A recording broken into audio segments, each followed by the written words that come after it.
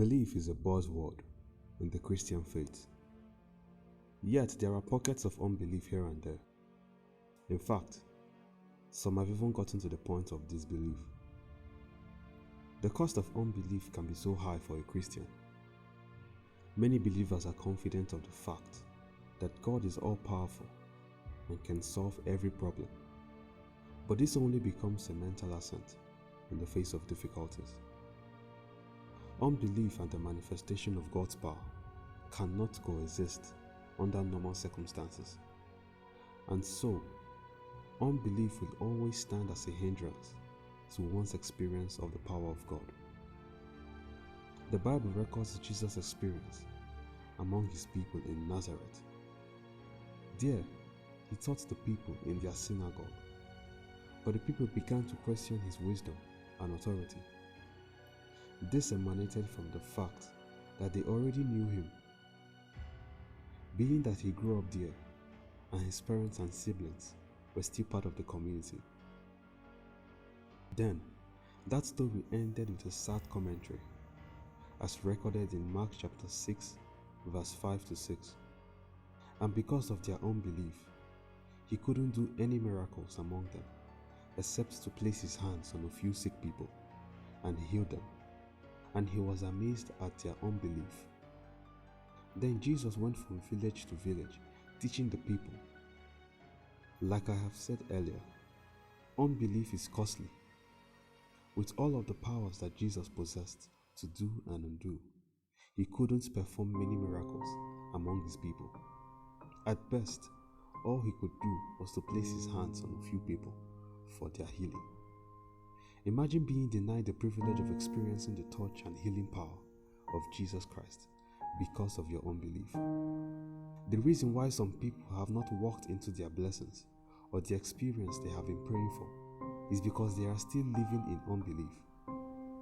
Aside the fact that unbelief will cost you your blessing or miracle, it can also limit God from acting in your life. It is not that God has limitations, but your unbelief can hinder him from doing all that he needs to do in your life. But when you live in trust, you give God free access to operate unhindered in your life. A lot of times, familiarity is responsible for the unbelief that takes over our heart. In the case of Jesus, Nazareth was his place of birth. Many of the residents there knew him from when he was born. They saw him grow up into a fine carpenter. He went to school with their children, and they know under whose tutelage he was raised.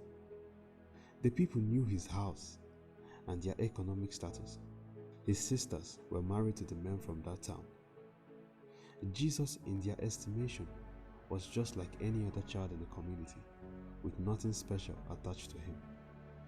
All of a sudden, he was doing strange acts and miraculous deeds. The people were so familiar with him and failed to see that he was sent from heaven to set captives free, heal the sick, raise the dead, and preach the good news of salvation.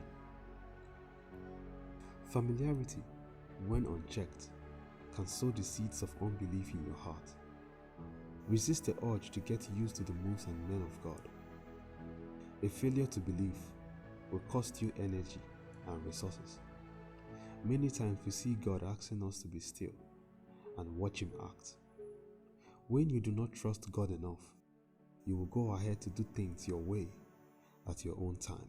The energy that should have been conserved for other things will be expended in doing what God has already taken care of. Aside that, you can also use up precious resources because you failed to hear God. Have you ever imagined what it would have cost the Israelites if they had failed to listen to God when he asked them to only march around the walls of Jericho? What if they had chosen instead to wage war against the armies of Jericho, since the instruction to march around was too simple to be true? It is possible that they would have sent their armies to die for nothing, and also use up weapons and ammunition that would have otherwise been used for the battles ahead. To be in a state of unbelief is to lack faith in God and what he can do. It will be a costly mistake to live without faith This is because the Bible has clearly explained that there is no way a man will please God if he lacks faith. Hebrews chapter 11 verse 6. What is the essence of living a life that does not please God? How do you survive that? If your life is not pleasing to God, how then can you live a fruitful and fulfilling life?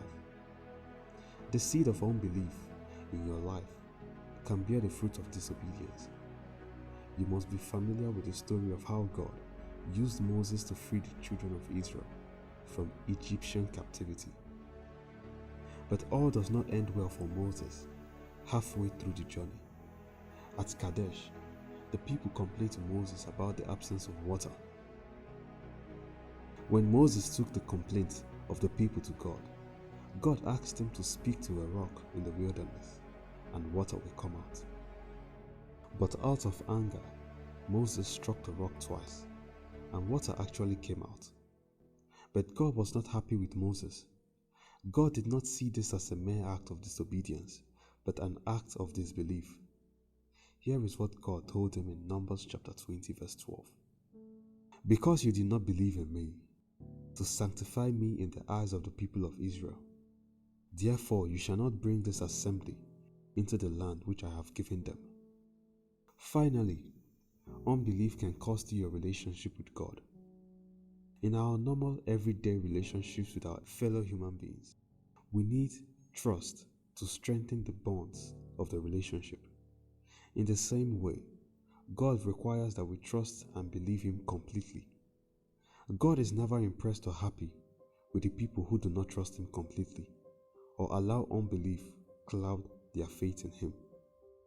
He finds it hard to commit to them too. So if your relationship with God is anything of value, you will get rid of every iota of disbelief that is in your life.